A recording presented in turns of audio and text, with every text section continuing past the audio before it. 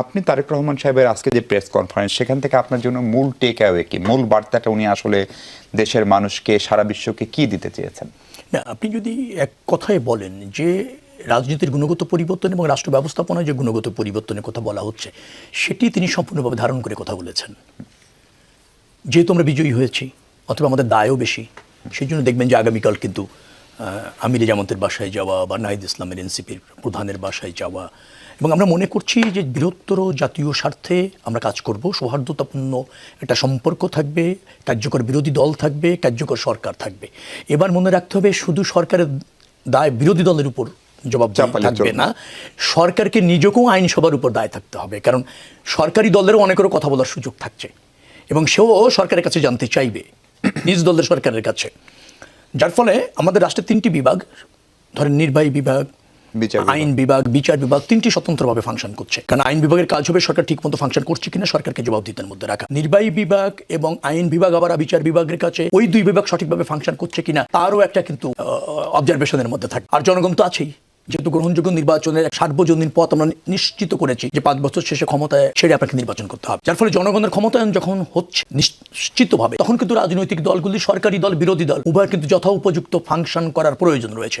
বিরোধী দল মানে শুধু বিরোধিতা করলেই হবে না, বিরোধী দলেরও দায়িত্ব রয়েছে। এবং কিভাবে আপনি বিরোধিতা করছেন, আপনার বিরোধিতা কি শুধুমাত্র রাজনৈতিক স্বার্থে নাকি বৃহত্তর জনগণের সাথে, রাষ্ট্রের স্বার্থে, সেটাও কিন্তু এখানে বিবেচনার বিষয় থাকবে। অর্থাৎ বিরোধী দলকেও কিন্তু সফল হতে হবে বিরোধী দল হিসেবে, সরকারকে তো সফল হতেই হবে। তো আমরা চাইবো যেটা, যে একটা কার্যকর পার্লামেন্ট, গণতন্ত্র, স্বাধীনতা, সার্বভৌমত্ব, জনগণের বৃহত্তর স্বার্থ, সে ব্যাপারে রাজনৈতিক দলগুলি কনসার্ন থাকবে, এবং সেটা উত্তর সমৃদ্ধ করবার জন্য দেশ এবং জনগণকে যার যার অবস্থান থেকে একটা জোরালো ভূমিকা থাকবে, দায়িত্বশীল ভূমিকা থাকবে। সেই বার্তাটা তিনি দিতে সক্ষম হয়েছেন। জনাব আলম, উনি সম্ভবত সবচেয়ে বেশি জোর দিয়েছেন শান্তি শৃঙ্খলা বজায় রাখার উপর, আইনের শাসন ফেরানোর উপর, সুশাসনের কথা বলেছেন। উনি স্পষ্ট করে বলেছেন যে দুর্বলের উপর আক্রমণ করা যাবে না। আমাদের এখানে এবার ভোটের দিন সেই অর্থে সহিংসতা হয়নি বললেই চলে, এমনকি ভোটের ফলাফলের রাতেও এরকম সহিংসতা দেখেন, কিন্তু পরে বেশ কিছু সহিংসতার কথা ব্যারিস্টার নজিব একটু আগে বলছিলেন। জামাত বলছে যে অন্তত 4 জন নিহত হয়েছেন। ফলে আমি যদি ধরে নিই যারা নিহত হয়েছেন তারা রাজনৈতিকভাবে কম ভোট পেয়েছেন, বা তারা দুর্বল, বা তারা ধরেন মানে ধর্মীয়ভাবে মূল কি বলে ইসলাম ধর্মের অনুসারী না, অথবা তারা নারী, অথবা তারা পাহাড়ের মানুষ, দুর্বলের উপর আক্রমণ হবে না। তারেক রহমানের যে বার্তা উনি আন্তর্জাতিক গণমাধ্যম বা সারা পৃথিবীকে দিলেন, এবং তার বিপরীতে ডক্টর নজিব যে পরিসংখ্যান দিচ্ছেন অন্তত 4 জন নিহতের ঘটনা, আপনি সংখ্যা অনুপাত তুলনা করলে এটাকে কম প্রমাণ করতে পারবেন, এবং এটা যে কোনো সময়ের চাইতে কম খারাপ। কিন্তু একটি মৃত্যু কি প্রত্যাশিত? এবং এখানে বিএনপির কাছে মানুষের যে পাহাড় সম প্রত্যাশা, সেইটা খানিকটা মানে আপনার হতাশায় পরিণত হতে পারে কিনা? না, একটা মৃত্যু কাম্য নয়, কোনো সংঘাতই কাম্য, কিন্তু সব সংঘাতকে রাজনৈতিকভাবে বিবেচনা করাটাও একটা অন্য ব্যাপার। কারণ এত বড় একটা নির্বাচন হয়ে যাওয়ার পর যে সংঘাতগুলি বিচ্ছিন্নভাবে হয়েছে, প্রার্থী সমর্থক অথবা বংশগত অথবা আধিপত্য বিস্তার, এটা একটা জিনিস আছে অনাকাঙ্ক্ষিত।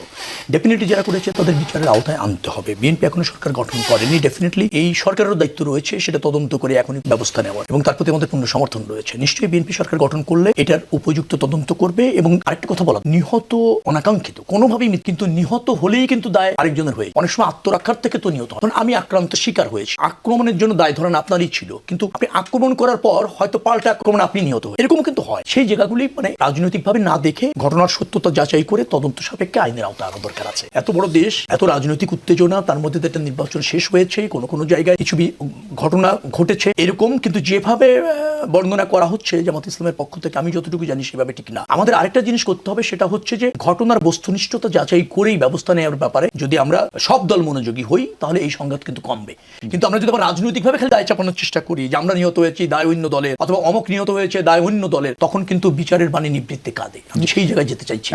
শেখ আলম, জামাতের পক্ষ থেকে 30টি আসনে পুনঃ ফলাফল গণনা দাবি করে সেই 30 আসনের বিজয়ী প্রার্থীকে শপথ না পড়ানোর জন্য নির্বাচন কমিশন বরাবর একটি দাবি জানানো হয়েছে। নির্বাচন কমিশন যদি এটাকে আমলে নেয়, তাহলে ইলেকশন কমিশনের যে আপনার শুনানি বা যারা এই সেমি কোয়াসি জুডিশিয়াল বডি, তাদের কাছে প্রেরণ করতে পারে। ফলে 30টা আসনের ভোট গণনায় কি আসলেও কোনো সংকট ছিল? আমি তা মনে করছি না। ভোট গ্রহণ না, শুধু ভোট গ্রহণ প্রক্রিয়া, গণনা প্রক্রিয়া, ফলাফল প্রক্রিয়া স্বচ্ছভাবে হয়েছে বিধায় আমার জানা এবং আমার দেখা। আমি নিজে যদি নির্বাচন করেছি, 36টা কেন্দ্রে আমি গিয়েছি, সেখানে গণনার সময় আমি উপস্থিত থেকে দেখেছি সব প্রার্থী তার রেজাল্ট শিটে সই করেছে এজেন্টরা, এবং সেখানে নিরপেক্ষভাবে গণনা হয়েছে। যেহেতু হাড্ডাহাড্ডি কয়েকটা লড়াই হয়েছে, উত্তেজনা থাকে, মনে করা হয় যে আমি ডিপ্রাইভ হলেও হতে পারি, বা গণনার মাধ্যমে যদি 2-3 হাজার ভোট বাড়ানো যায় কিনা, এরকম একটা শঙ্কা থাকে। কিন্তু এপিএফ দেখেছেন, জামাত ইসলামের প্রধান কিন্তু গতকালকে বলেছে তিনি ফলাফল মেনে নিয়েছেন, নির্বাচন ভালো হয়েছে এবং এটা একটা ভালো নির্বাচন। নির্বাচন, অভিনন্দনও জানা হয়েছে বিজয়ী দলকে, তারপর আবার এখানে যা ওই যে বললাম আমরা কিন্তু বেরিয়ে আসতে চাই কালচার থেকে, কিন্তু আবার ওখানে একটু থেকে যাচ্ছি।